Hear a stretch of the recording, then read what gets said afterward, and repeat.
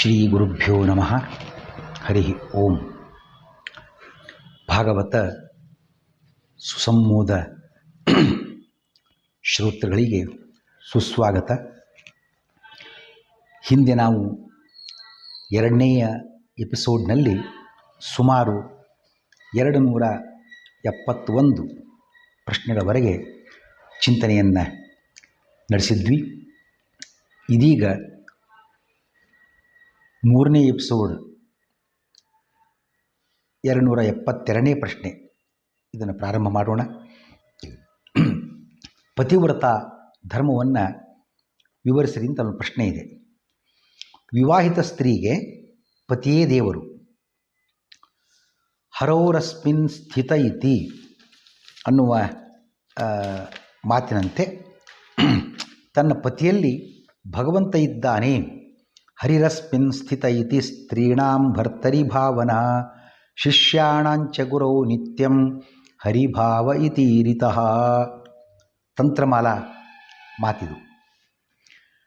ಆ ಮಾತಿನಂತೆ ಸತಿಯು ಪತಿಯಲ್ಲಿ ಹರಿಯ ಸನ್ನಿಧಾನವಿರುವುದನ್ನು ಅರಿತು ಮಕ್ಕಳ ರಕ್ಷಣೆ, ಪತಿ ಬಂಧುಗಳ ಸೇವೆ ಮುಂತಾದ ಗೃಹ ಕಾರ್ಯಗಳನ್ನು ಯಶಸ್ವಿಯಾಗಿ ನಿರ್ವಹಿಸುವವಳು ಸಾಧಕ ಶಿರೋಮಣಿ ಎನಿಸಿ ಹರಿ ಅನುಗ್ರಹಕ್ಕೆ ಪಾತ್ರಳಾಗುತ್ತಾಳೆ. ಧರ್ಮಾಧಿಕಾರಿಗಳಿಗೆ ಪತಿಗೆ ಅನುಕೂಲಕರಳಾಗಿರುವುದು ಪತಿವ್ರತಾ ಧರ್ಮ ಎನಿಸುತ್ತದೆ. ಯತ್ರಾನುಕೂಲ್ಯಂ ದಂಪತ್ಯೋ ತ್ರಿವರ್ಗಸ್ತತ್ರ ವರ್ಧತೆ ಸ್ತ್ರೀಭಿಃ ಭರ್ತೃವಚಃ ಕಾರ್ಯಂ ಏಷ ಧರ್ಮ ಪರಂ ಸ್ತ್ರೀಯಃ ಅನ್ನುವ ಮಹಾಭಾರತದ ಮಾತಿನಂತೆ ದಂಪತಿಗಳಲ್ಲಿ ಸಾಮರಸ್ಯ ಇತ್ತು ಅಂದರೆ ಧರ್ಮ, ಅರ್ಥ, ಕಾಮ ಮೂರೂ ಪುರುಷಾರ್ಥಗಳನ್ನು ಸಾಧಿಸುವಲ್ಲಿ ಆ ಕುಟುಂಬ ಯಶಸ್ವಿಯಾಗ್ತದೆ ಅನ್ನುವ ಮಾತಿನಿಂದ ಇದು ಸ್ಪಷ್ಟವಾಗ್ತದೆ. ಕೆಲವು ಸಂದರ್ಭ ಹೊರತುಪಡಿಸಿ ಸತಿಯು ಪತಿಯನ್ನು ಯಾವುದೇ ಕಾರಣಕ್ಕೆ ಬಿಡತಕ್ಕದ್ದಲ್ಲ. ಅರಿಶಿನ ಕುಂಕುಮ ಪುಷ್ಪಾಂಜನಾಭರಣ ಭೂಷಿತಳಾಗಿ ಪತಿಯೊಡನೆ ಸರಸವಾಡುವ ಸುಖ ಹರಿಗೆ ಸಮರ್ಪಿಸಿ ಹರುಷದೊಳಿಪ್ಪಳ ಮುಟ್ಟದೆ ಬನ್ನಿರೋ ಎಂದು ಸಾರಿದ ಡಂಗುರ ಯಮನು ಜಗನ್ನಾಥ ದಾಸರು ತಿಳಿಸ್ತಾರೆ. ಪಾಪಿ ನಾರೇರ ಸೆಳೆತಂದು ನರಕದೊಳು ಇಳಿರೆಂದು ಸಾರಿದ ಡಂಗುರ. ಸಾರ್ಥಕ ಪತಿವ್ರತ ಸ್ತ್ರೀಯ ವಿಷಯವನ್ನು ತಿಳಿಸುವಾಗ ಗೃಹಕರ್ಮವ ಬ್ಯಾಸರದಲೆ ಪರಮೋತ್ಸಾಹದಲ್ಲಿ ಮಾಡುತ್ತ ಮೂಜಗದ ಮಹಿತನ ಸೇವೆ ಇದೆ ಎನ್ನುತ್ತಲಿ ಮೋದದಿ ಆಹಾರಹರ್ಮನದಿ ಸಮರ್ಪಿಸುತ್ತಿಪ್ಪುದೇ ಫಲವಿದು ಬಾಳುವುದಕ್ಕೆ. ಇವೇ ಮುಂತಾದ ಮಾತುಗಳು ಸ್ಮರಣಾರ್ಹ ಅನ್ನೋ ಮಾತನ್ನು ನೋಡ್ತಕ್ಕಂಥದ್ದು. ಪುರಾಣಕಾರರು ಪುರುಷ ಪಕ್ಷಪಾತಿಗಳೇ? ಮೇಲ್ನೋಟಕ್ಕೊಂದು ಪ್ರಶ್ನೆ ಬರ್ತದೆ. ಈ ಪುರಾಣ ಬರೋದರೆಲ್ಲ ಗಂಡಸರೇ ಇದ್ದರೂ ತಮ್ಮ ಹೇಗೆ ಬೇಕಾಗಿ ಬರ್ಕೊಂಡ್ಬಿಟ್ಟಿದ್ದಾರೆ. ತಾಯಂದಿರ ಬಗ್ಗೆ, ಸ್ತ್ರೀಯರ ಬಗ್ಗೆ, ಮಾತೆಯರ ಬಗ್ಗೆ ಕಾಳಜಿನೇ ಇಲ್ಲ. ಅವರನ್ನು ಕೇವಲ ಮನೆ ಕೆಲಸಕ್ಕೆ ಸೀಮಿತಗೊಳಿಸಿ ಅದಕ್ಕೆಲ್ಲ ಒಂದು ಲೆವೆಲ್ ಹಚ್ಚಿ ಗಂಡನ ಪತಿ ಸೇವೆ, ಮಕ್ಕಳ ಸೇವೆ ಹೀಗೆಲ್ಲ ಅವ್ರು ಯಾವುದೇ ರೀತಿಯ ನೋಡಿಬೇಕಾರೆ ಉಪನಯನ ಸಂಸ್ಕಾರ ಇಲ್ಲ, ವೇದ ವಿದ್ಯಾಭ್ಯಾಸ ಇಲ್ಲ, ಗುರುಕುಲ ವಾಸ್ತವ್ಯ ಇಲ್ಲ. ಹಾಗಾಗಿ ಯಾಕೋ ಒಂದು ಕಡೆಗೆ ಸ್ವಲ್ಪ ಅಲಕ್ಷ್ಯ ಮಾಡಿದ್ದಾರೋ ಏನೋ ಅಂತ ಒಮ್ಮೆ ಅನಿಸ್ಬಿಡ್ತದೆ. ಇಲ್ಲ, ಖಂಡಿತ ಪುರಾಣಕಾರರು ಗಂಡಸರೇ ಆಗಿದ್ದರೂ ಕೂಡ ಅವರು ಪುರುಷ ಪಕ್ಷಪಾತಿಗಳಲ್ಲ, ಸ್ತ್ರೀಯರನ್ನು ಕಡೆಗಣಿಸಿಲ್ಲ. ಅಷ್ಟೇ ಅಲ್ಲ, ಸ್ತ್ರೀಯರಿಗೆ ಹೆಚ್ಚಿನ ಅವಕಾಶವನ್ನೇ ಕೊಟ್ಟಿದ್ದಾರೆ. ಹೇಗೆ? ಬಹುಶಃ ಚಿಂತನೆ ನಾವು ನಡೆಸ್ಬೋದು ಅಂತ ಅನ್ನಿಸ್ತದೆ. ಈ ಉಪನಯನ ಸಂಸ್ಕಾರ, ವೇದ ವಿದ್ಯಾಭ್ಯಾಸ ಮತ್ತು ಗುರುಕುಲ ವಾಸ್ತವ್ಯ ಮುಂತಾದವುಗಳಿಂದ ಏನೆಲ್ಲ ಲಾಭ, ಪ್ರಯೋಜನ, ಉಪಯೋಗ ಪಡೆದುಕೊಳ್ಳಬೇಕಾಗಿತ್ತೋ ಅಂತಹ ಲಾಭ ಪ್ರಯೋಜನಗಳನ್ನು ವ್ಯಾಸರು ತಾಯಂದಿರಿಗೆ ಖಂಡಿತ ತಪ್ಪಿಸಿಲ್ಲ, ಅದರಿಂದ ವಂಚನೆ ಮಾಡಿಲ್ಲ, ಎಲ್ಲವನ್ನೂ ಕೊಟ್ಟಿದ್ದಾರೆ. ಯಾಕೆ? ಈಗ ಗಂಡ ಮಾಡಿದ ಪುಣ್ಯ ಅರ್ಧ ಭಾಗ ಹೆಂಡತಿಗೆ ಶಾಸ್ತ್ರವು ಹೇಳ್ತಾ ಇದೆ. ಗಂಡ ಮಾಡಿದ ಪುಣ್ಯದಲ್ಲಿ ಅರ್ಧ ಭಾಗ ಹೆಂಡತಿಗೆ. ಗಂಡ ಯಾವುದೇ ಪುಣ್ಯ ಕಾರ್ಯ ಮಾಡಲಿ, 100 ರೂಪಾಯಿ ದಕ್ಷಿಣೆ ಹಾಕಿದ, 50 ರೂಪಾಯಿ ಪುಣ್ಯ ಹೆಂಡತಿ ಅಕೌಂಟಿಗೆ ಮೊದಲು ಜಮಾ ಆಗ್ತದೆ. ಮತ್ತೆ ಗಂಡನ ಅಕೌಂಟಿಗೆ ರೂಪಾಯಿ ಪುಣ್ಯದ ಅಕೌಂಟಿಗೆ ಜಮಾ ಆಗೋದು. ಆ ಸಿಸ್ಟಮ್ ವ್ಯವಸ್ಥೆ ಹೆಂಗೆ ಮಾಡಿದಾನೆ ಭಗವಂತ. ಯಾವುದೇ ಪುಣ್ಯ ಕಾರ್ಯ ಮಾಡಿ, ಒಂದು ಧರ್ಮ, ದಾನ, ದಕ್ಷಿಣೆ, ಯಜ್ಞ, ಯಾಗ ಏನು ಬೇಕಾದರೂ ಯಾವುದೇ ಪುಣ್ಯ ಕಾರ್ಯ ಮಾಡಿದರೂ ಗಂಡನು ಮಾಡಿದ ಪುಣ್ಯ ಕಾರ್ಯದಲ್ಲಿ ಅರ್ಧ ಭಾಗ ಹೆಂಡತಿ ಅಕೌಂಟಿಗೆ, ಗಂಡನು ಮಾಡಿದ ಪಾಪದಲ್ಲಿ ಹೆಂಡತಿಗೆ ಪಾಲಿಲ್ಲ, ಅದು ಅವನೇ ಅನುಭವಿಸಬೇಕು. ಅದರಂತೆ ಹೆಂಡತಿಯು ಮಾಡಿದ ಪುಣ್ಯದಲ್ಲಿ ಗಂಡನಿಗೆ ಪಾಲಿಲ್ಲ. ನೋಡಿ, ಗಂಡನು ಮಾಡಿರ್ತಕ್ಕಂಥ ಪುಣ್ಯದಲ್ಲಿ ಹೆಂಡತಿಗೆ ಪಾಲು ಉಂಟು ಅನ್ನೋಗಿತ್ತಂದರೆ ಇವತ್ತು ನಮ್ಮ ತಾಯಿಂದಿರೆಲ್ಲ ಇದನ್ನೇ ಮಾಡಬೇಕು. ಬಹುಶಃ ಏನು, ತಮ್ಮ ಪತಿ ಹೆಚ್ಚು ಹೆಚ್ಚು ಪುಣ್ಯ ಕಾರ್ಯ ಮಾಡುವಂತೆ ಪ್ರೇರಣೆ ಕೊಡಬೇಕು. ಗಂಡನ ಕೈಯಿಂದ ಪುಣ್ಯ ಕಾರ್ಯ ಮಾಡಿಸ್ಬೇಕು, ಅರ್ಧ ಭಾಗ ತಾನಾಗಿಯೇ ಬರ್ತದೆ.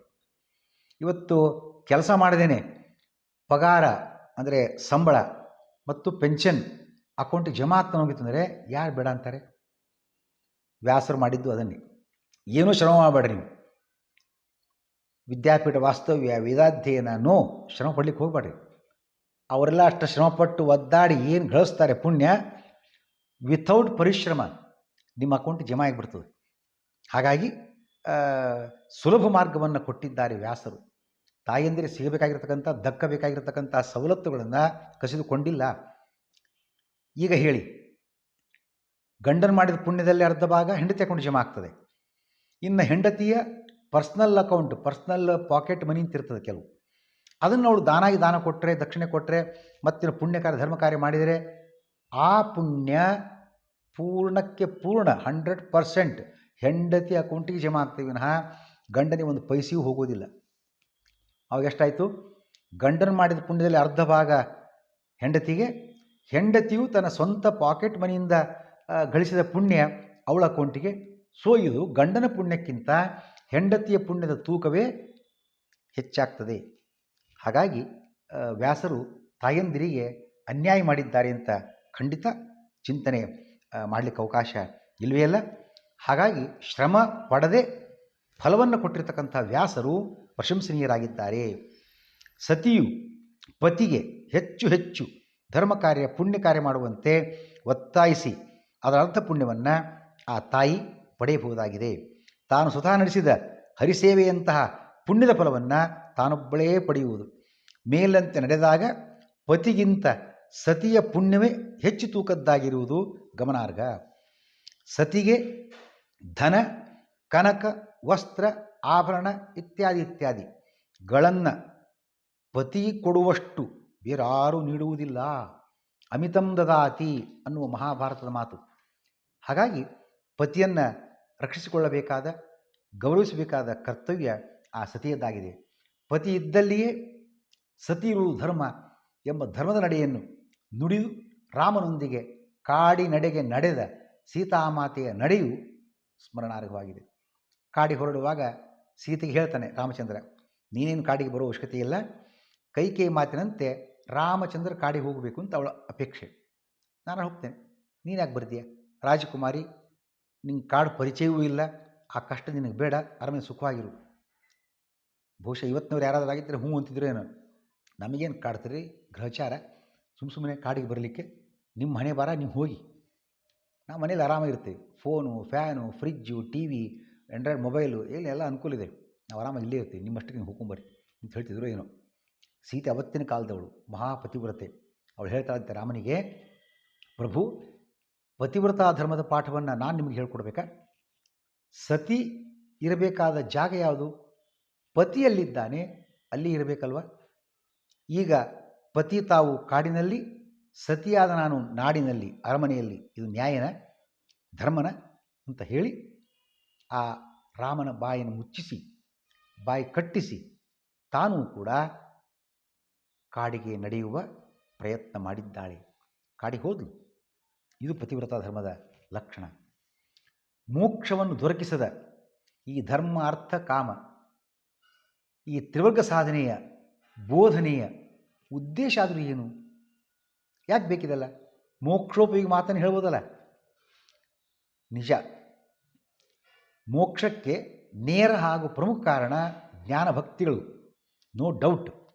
ಆದರೆ ಅಂತಹ ಜ್ಞಾನ ಭಕ್ತಿ ಮೊಳೆಯಲು, ಬೆಳೆಯಲು, ಉಳಿಯಲು ನಮ್ಮ ಹೃದಯ, ಅಂತಃಕರಣ ಶುದ್ಧವಾಗಿರಬೇಕು.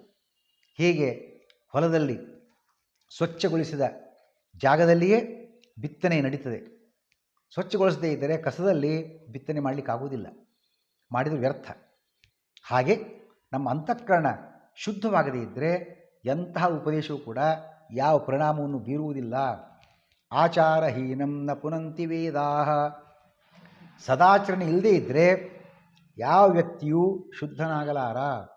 ಹಾಗಾಗಿ ಹೃದಯ